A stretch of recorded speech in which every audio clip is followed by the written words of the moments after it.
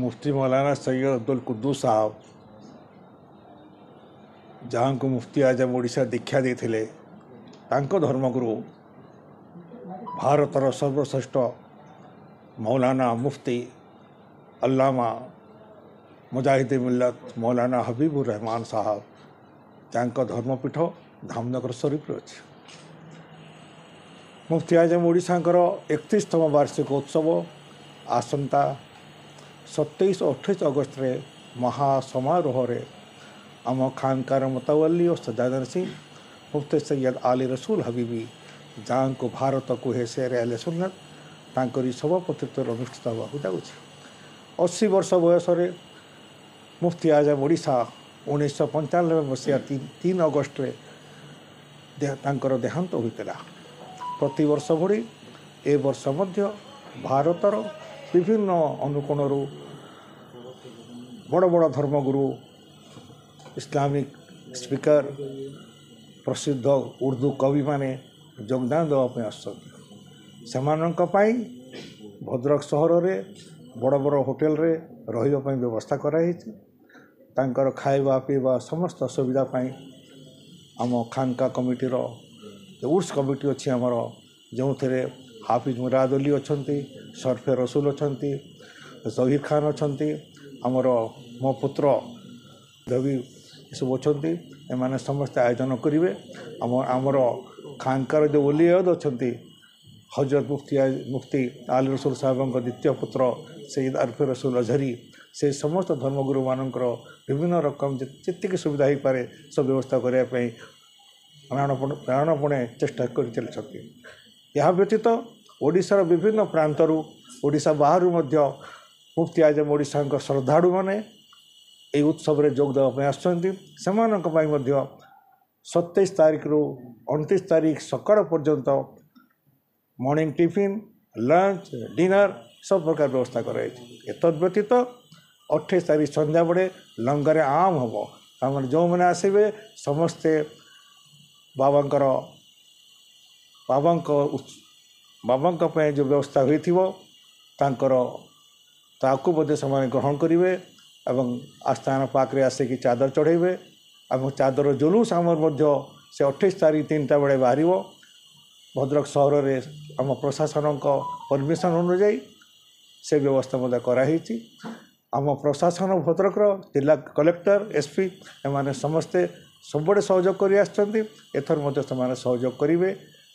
आम आशा करुँ आमर उत्सव महासमारोह रे अनुष्ठित हम शांति श्रृंखला भाव में कौन सी प्रकार डिस्टर्बेंस नहीं। यह आम रेकर्ड अच्छी आज पर्यंत 31 थर आमर वार्षिक उत्सव हो सारे एटा 31तम जो बापांकर मुफ्ती आजम ओडिशा जो 40 डेज होता ताकू मिसेले 32 टाइम्स हम जिते बड़े आमर कौन सी सभा होती विशृंखला है चादर प्रोसेसन में किसी विशृंखला नहीं सब बड़े आम समस्त कोऑपरेशन दरकार और कोऑपरेशन पाई आसुँ। एथर आशा करूँ हिंदू मुस्लिम सिख ईसाई धर्म वर्ण निर्विशेष आम समस्ते यही वार्षिक उत्सव पालन करी हजरत मुफ्ती आजम ओडिशा दयार पात्र हेबे। Thank you. मेसेज देवु जे आप समस्ते निजर धर्म अनुजाई जीवन पालन करंतु और भाईचारा केमती स्थापन हो पार जो इस्लाम धर्म जो मेन उद्देश्य होची समस्त गोटे वार्ता आम समस्त भितर एकता रहा दरकार जड़े अन्य जन को बुझा दरकार कौन धर्म कहूना तुम अन्य धर्म को घृणा कर सबु धर्म रे एक बाणी रोची अल्लाह एक आम समस्ते भाई आम समस्ते मिलमिशेकी आम देश काम करवा इस्लाम रो अर्थ होची शांति। आज इस प्रेस कॉन्फ्रेंस का मकसद है कि हज़रत मुफ्ती आज़म उड़ीसा यानी उड़ीसा के सबसे बड़े मुफ्ती का 31वां सालाना उर्स है। ये उर्स 2 रोज़ का होता है। इस साल 27 और 28 अगस्त को उर्स उनका होने वाला है।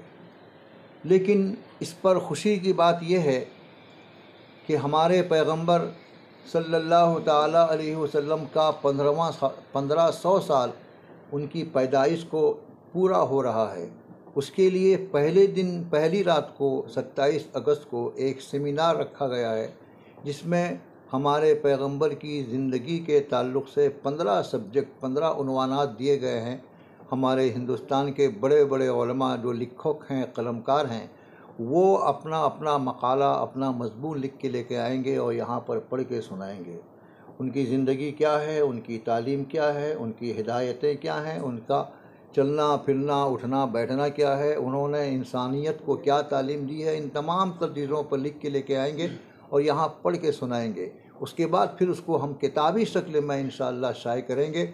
आइंदा साल उसकी रस्म इजरा अदा होगी इंशाअल्लाह ताला। इसी मकसद के लिए हमने आप लोगों को मदऊ किया है। इंतज़ामात के लिए थाने वगैरह का परमिशन लिया गया है, उनसे रब्ता किया गया है। जगह जगह पर इंशाअल्लाह प्रशासन की तरफ से इंतज़ाम रहेगा, उनकी हिफाजत के लिए पूरा इंतज़ाम। और फिर हमारे यहाँ चूँकि शांति हमेशा बरकरार रही है, 31वां सालाना ये उर्स है, यानी 31 साल हमारा गुजर चुका है, ये 32 हो जाएगा अगर उर्स चहलुम को हम शामिल करते हैं। तो हमारे यहाँ कभी शांति भंग नहीं हुई, अमन व अमान के साथ हमारा ये प्रोग्राम हो रहा है। प्रशासन अपनी ज़िम्मेदारी संभालेगी, हम अपने तौर पर हर तरह से महफूज समझते हैं, हम अपनी हिफाजत के साथ हैं। हम लोगों की तारीख फिक्स्ड है और जो गणेश पूजा है, हम लोग जहाँ तक हो सकेगा कोई डिस्टर्ब किए बगैर इस काम को अंजाम देंगे।